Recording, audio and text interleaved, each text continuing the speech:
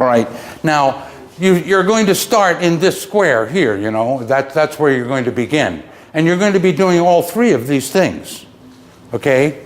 And we'll talk about that. And then as you increase and you develop your compilation, then you have to increase your cognition, your understanding of what you're doing.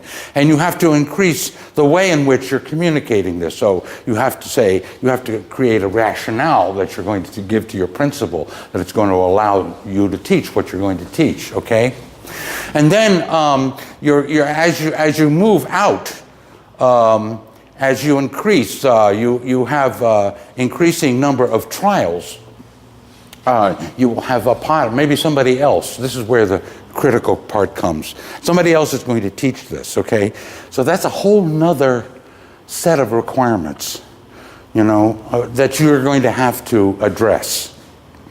And as you move out from your classroom to other classrooms, to other schools, to other states, to other countries, each time you move, okay, that's a whole other different set of things that you have to accommodate.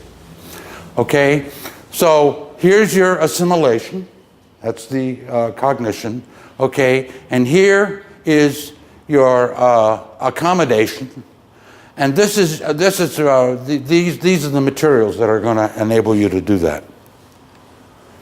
All right, so let's look at this now. So how do you start? Well, in the start, when you begin, you need to have a rationale. You know, what are you teaching and why are you doing this? Okay?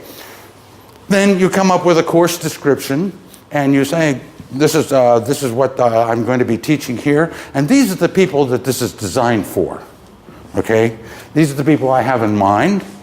And now you're moving down, you're moving out. Right, remember. Then third, you're going to have a formative evaluation to see how you're doing. You're going to have to do some journals, and I'll talk some more about that in a minute. And you're going to have to sort of consolidate your methodology, okay? Insofar as there is one, or that you're following one. Now you're moving way out, you're moving out, and now you're disseminating, and now you're training people, okay? These are people that come to you, and they're going to rely on you to tell them what you know. That's what we need to do with the communicator. We have to tell them what we know, what we have learned ourselves, and then the further dissemination, okay? Cognition. Well, first of all, you have to research. You have to say, well, how did I come by this, and where did I find it, and, you know, what am I trying to do? And then you're going to have unit trials. That is to say, you probably will create it in what we call units, all right? Or they're like chapters, if you will, all right? And you're going to try them out. Now, the journal part is, I think, the very critical part. The reason that semiotics succeeded, and I would have to claim that it did, because today it is still being taught in 2 of the public schools that I trained. So that's 40 years. So something must have been right. What enabled you to take a crazy subject like semiotics that people don't even know what it is, and enable people to go in to a class of 25 average student sophomores and teach it? Well, it's you have to take your mind and displace it into theirs. Okay, that's what it's going to take. So what we did, and this I hasten to remind you, was before the age of computers. You know, dittos. You probably don't even know what dittos are. Manual typewriters, no Xerox machine. Okay, so what we did, what I did, and then what increasingly my teachers in the same school did, was we kept journals. After every class, we would come in and sit down to the typewriter and talk about what happened. All right? There are lots of good reasons for doing this, and there are lots of good reasons why it isn't done. It's a lot of work, but the point is that what I want to do is I want to arm all these teachers with what I know and I have discovered and what other teachers know and have discovered. Okay? So that they know when they go in to teach a lesson, okay, they're ready, they're armed, they know pretty much what questions kids are going to ask, they're going to know what answers other teachers have given, they're going to know what unexpected things happen, okay, so they're free, okay, they can go in there. Now imagine this if I say, okay, here's Semiotics 1 textbook, and there's a little introduction here, and so take it in and take lesson number 1, and good luck.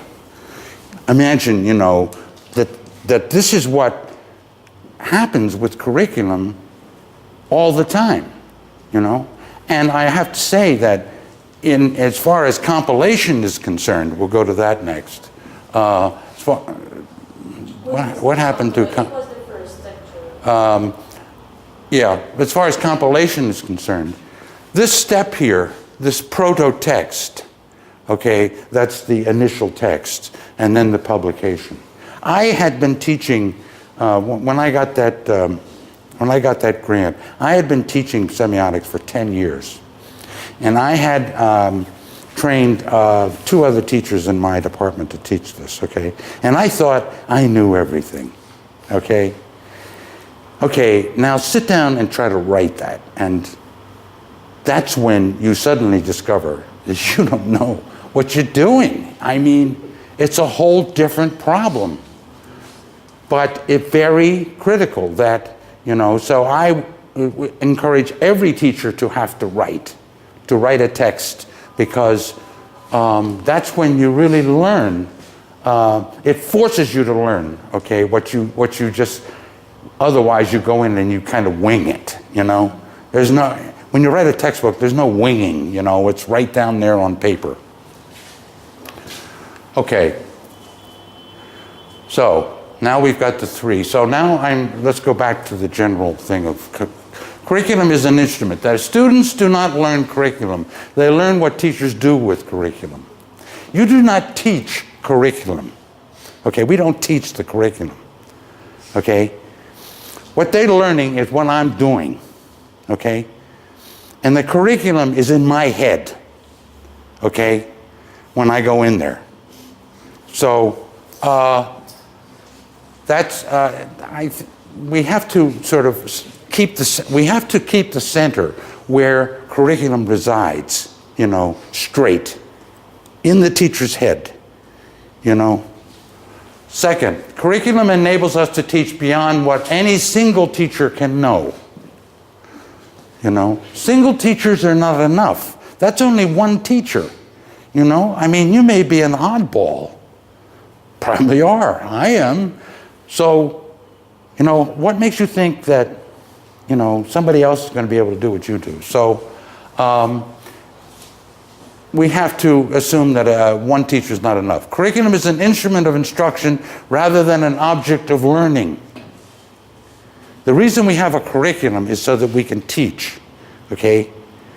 Not so that kids can learn it all. Kids are not, first of all, I want to discover what the kids do with it. I'm not here to tell them. I have all this stuff in my head. I got all these ways to go, but they're going to surprise me, you know, every time.